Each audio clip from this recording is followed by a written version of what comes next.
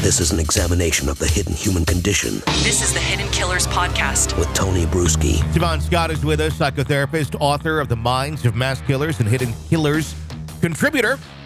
Shavaun, we're chatting about Rex Heuermann, the Long Island serial killer, alleged Long Island serial killer.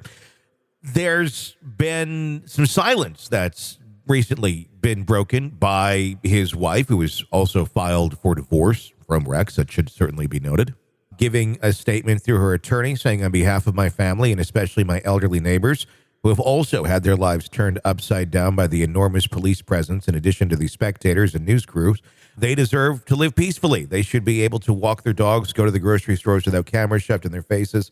I'm pleading with you all to give us space so that we may regain some normalcy in our neighborhood. And obviously, that's very easy to accept, and I think most people would agree with. Obviously, if you're a reporter, you're just going to take that and report that and keep the cameras pointed at the house. But at the same point, this is someone who is dealing with a lot. Based on the observations of what you've seen thus far, what are your thoughts on this family, the children, the wife that have now returned to the home where Rex also once lived?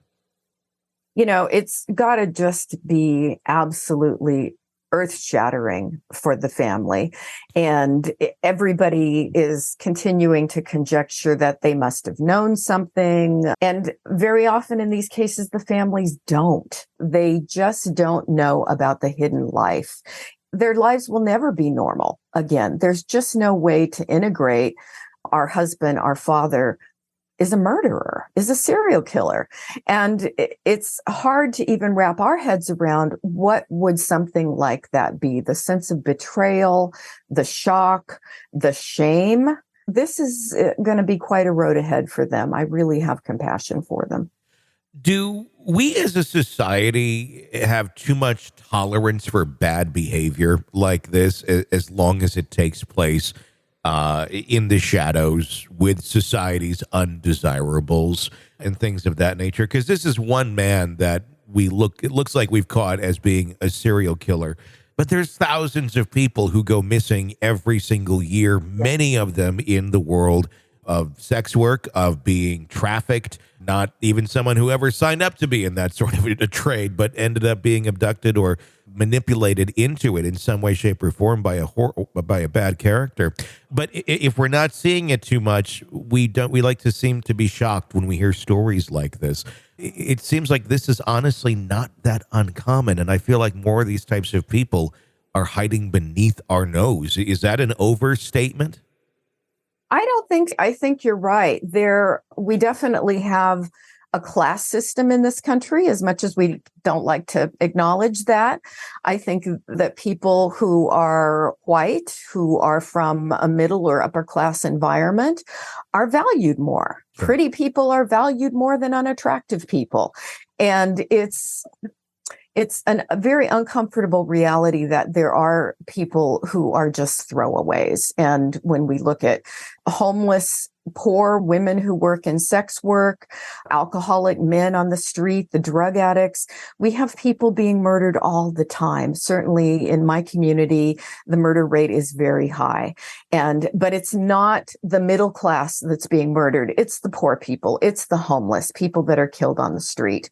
And I do think that we tend to overlook that. And it says a lot about our values, which is not pleasant to look at. Yeah, if these had been middle-aged, middle-class housewives that had been murdered, I feel like we might have been on to Rex Heuermann a lot earlier. But again, that also changes the dynamics of who Rex would have been targeting, which probably would have been a little more difficult and not such low-hanging fruit, people who are already out there looking to make money by having sex with somebody, which is something I thought about because I saw he recently, or came out rather, that he's not connected as of right now to unsolved Golden Key Motel murders in another city.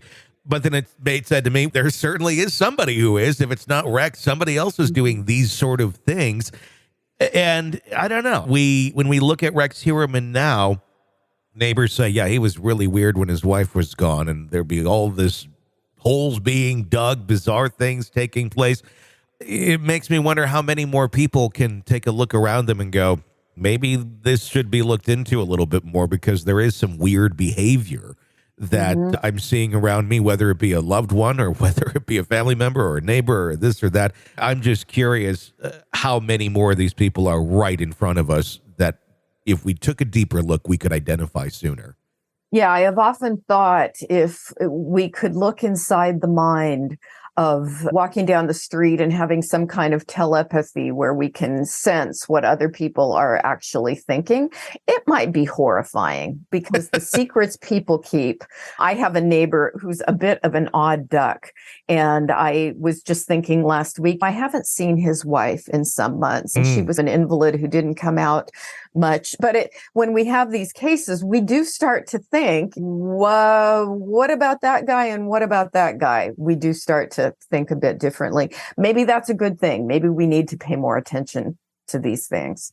Yeah, that's the question, without infringing on people's own rights. Some people are just weird. That's really... Yeah, some people are, more than we like to admit. Yeah, exactly. And I'm in no way trying to criticize. I'm just trying to get a better understanding. These people, this family of Rex Heuermann, his wife, and the 2 adult children at the home, they want privacy, totally understand that.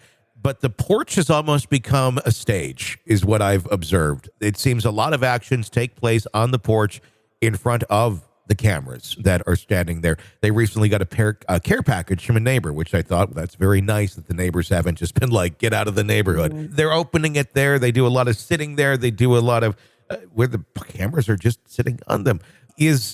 What is this? Is this just their porch and they like their porch? My thought process would be, if you don't want the attention, you don't want the cameras constantly on you, don't sit in the line of the cameras. I know it is your porch. Is this just how they're healing and how they feel the way to present what's going on? Or I don't know. It just seems odd to me. Normally, in cases where people want privacy, they're behind walls.